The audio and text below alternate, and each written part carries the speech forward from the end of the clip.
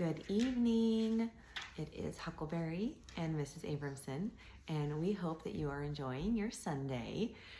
We are going to read you a story, and since this will be our last Stories with Mrs. Abramson until Thanksgiving, we are going to read you a Thanksgiving book, because the next time we do a Stories with Mrs. Abramson, we'll probably be reading a Christmas story. So this is called The Berenstain Bears Thanksgiving Blessings. Are you ready? Let's go. All right.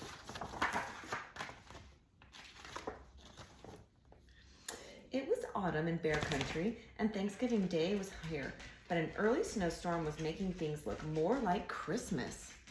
Instead of bright fall colors, the leaves of the Bears family treehouse were covered with new fallen snow. The Bears were going to Grizzly Gramps and Gran's for Thanksgiving dinner.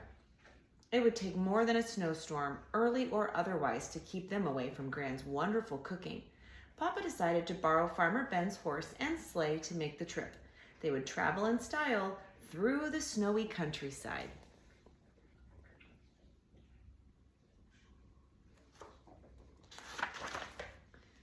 As they set off, the Bears crossed a little bridge over a stream. "It's just like the old song," said Sister. "Over the river and through the woods to grandmother's house we go. The horse knows the way to carry the sleigh through the white and drifted snow."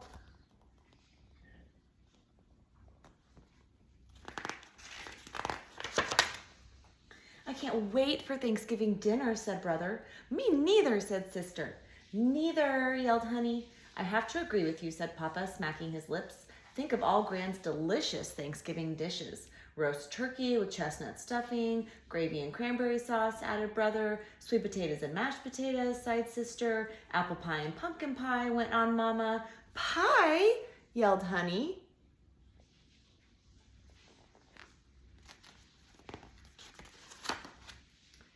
"Of course," said Mama. "There's more to Thanksgiving Day than just eating lots of yummy food."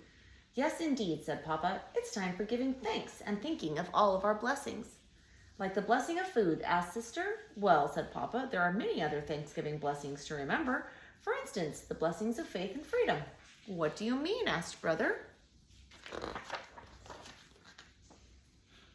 forgot to show you the picture.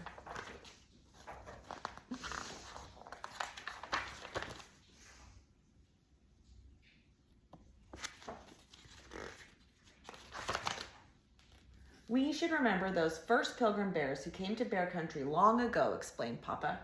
"They were seeking a land where they could worship God in freedom. At first, life was hard in the new land, but the native bears who already lived here gave them food and shared in a great feast. That was the first Thanksgiving. Those pilgrims gave us the freedom."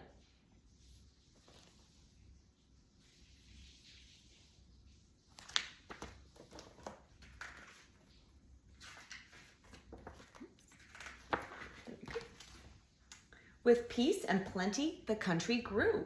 Roads, cities, bridges, and workshops were built. Boats sailed the rivers as wagons and trains crossed the land. There was work to be done, and when work was finished, there was time for play. There were fairs and shows, dances and games, singing and music. These are the blessings of work and play.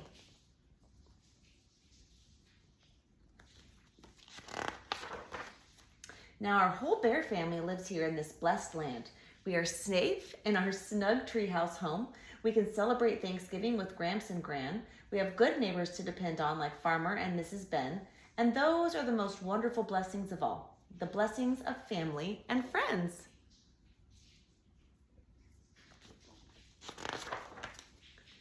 "Wow," said Brother, as the sleigh came out of the woods. "I never realized we had so much to be thankful for." "Yes," said Sister, "and we can also be thankful that we're finally getting close to Grizzly Gramps and Gran's house." The whole family sang.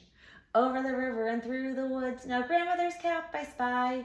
Hooray for the fun, is the pudding done? Hooray for the pumpkin pie." "But Gran doesn't have a cap," said Sister. "She has a scarf." "Well, I spy it anyhow, though, through the kitchen window," said Brother.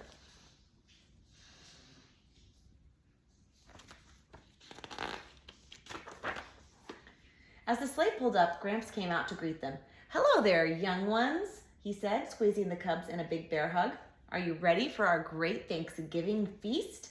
Yes, Gramps, said Sister, but you know we should also think about all our Thanksgiving blessings. I always do, said Gramps, leading them inside and into the kitchen.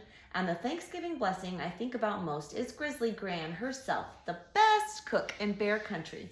Now, Gramps, scolded Gran, stop your nonsense and help get the food on.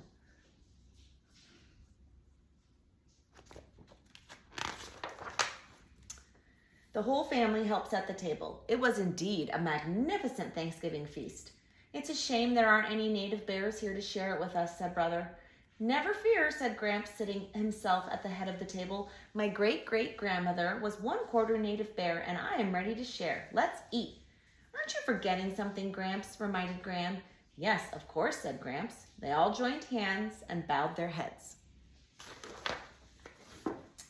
Thank you, Lord, for all your Thanksgiving blessings, prayed Gramps. Thank you for the blessings of faith and freedom, of peace and plenty, of work and play and family and friends, and he added, thank you for our wonderful Thanksgiving feast. And now, said Gramps, picking up his knife and fork, let's eat. Now I'm hungry. Well, I hope you enjoyed our story about Thanksgiving blessings, and I want you all to know that I am so very thankful for every single one of you. Huck, are you going to come say goodbye? Huckleberry. Huckleberry. Well, are you going to come say goodbye? Well, Huck and I hope that you have a very good rest of your evening and that you sleep well. And I can't wait to see you tomorrow. Good night.